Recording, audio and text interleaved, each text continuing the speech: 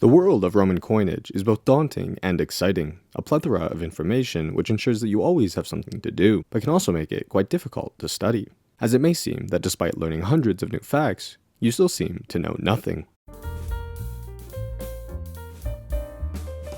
But for those who are just getting started in the world of ancient Roman coinage, I've condensed some must-know points into this short video, beginning by explaining what exactly is on most Roman coins, with an example that you will likely come across yourself, a nummus of Constantine I. But other than being a very old coin, what exactly are you looking at? Firstly, the two sides of the coin, the obverse and the reverse. In a majority of cases, the obverse will have a bust, and the reverse some sort of design, in this case, and often a god. So, let us begin with the first feature on the coin, the long list of letters, or rather abbreviations, present along the outer ring on both sides of the coin. These are called the legends, and often reflect the political goals or achievements of the emperor, or simply propaganda.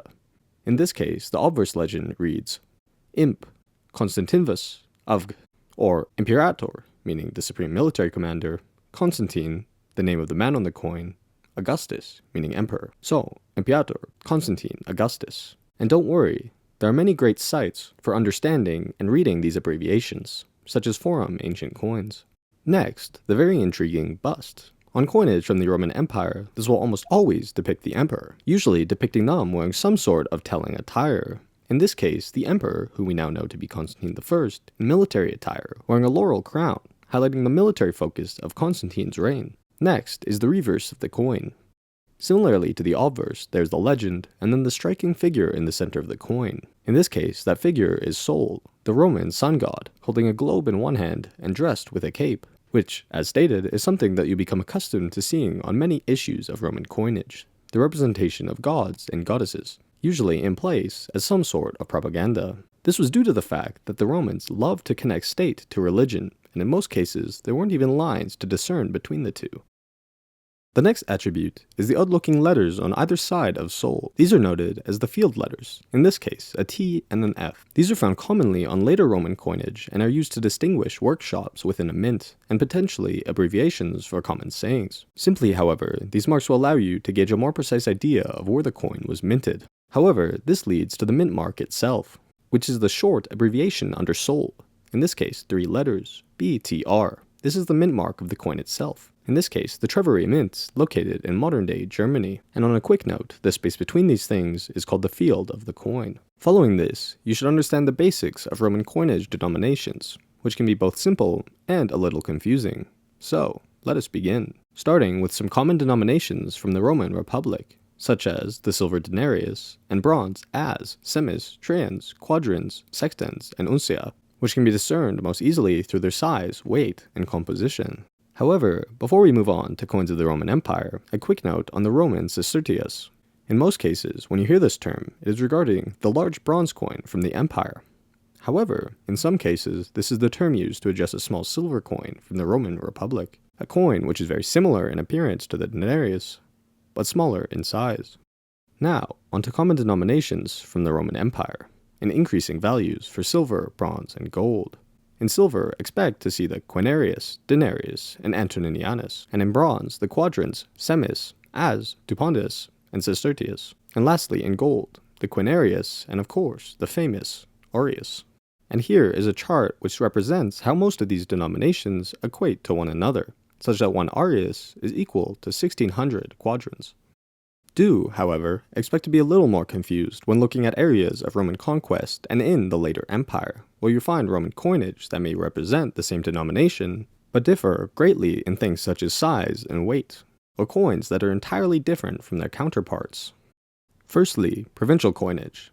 Expect to find some unusual denominations and designs, which will differ considerably from what you will find on traditional Roman coinage. Examples include the tetradrachma, or didrachma, which is even more clear following through time, such as an example of the tetradrachma, which may have looked as such under Augustus, but like this under Carus. Such denominations were often employed to allow some foreign provinces to maintain their coinage standards, but allow the Romans to control and influence the coins themselves.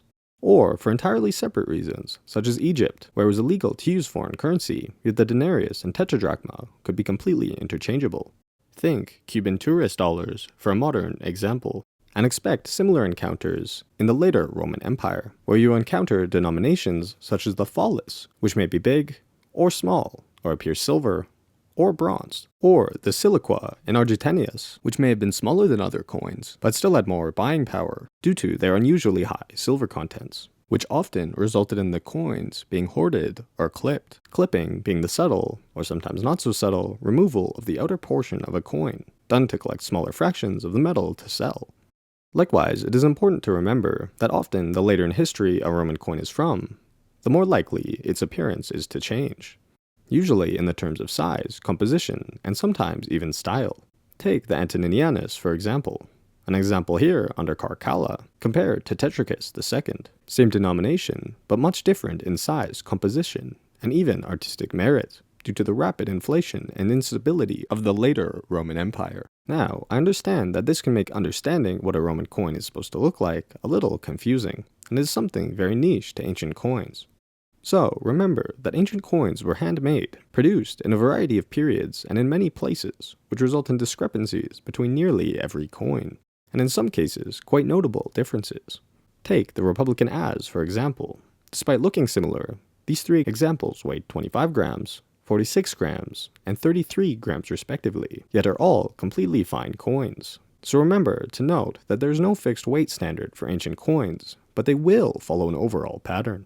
Next, a few terms that you may come across when looking at ancient Roman coins: pitting, corrosion, smoothing, tooling, and countermarks. Pitting or corrosion refers to the small pits or blemishes or overall corrosion on the surface of a coin, which may look something like this.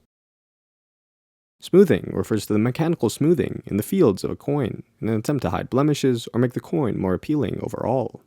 Tooling is similar and refers to both smoothing and the removal or addition of elements to a coin, usually around the legends or on the busts of worn coins in an attempt to make the coin's notable or high features stand out. Lastly, countermarks. These are separate marks on the coin which were added in antiquity after they were minted, for one reason or another, such as lesion countermarks. Now, none of these are necessarily problems, but they do impact a coin, and should be noted in their descriptions. Lastly, some basic terminology to use when discussing coins. Firstly, plurals. The most common phrases you will hear are the denarii and arii. This reflects the multiple of the silver denarius and gold aureus respectively. Next is the composition, or rather abbreviations of composition used in coinage, such that AU is for gold, AR for silver, AE for bronze, and BI for billion.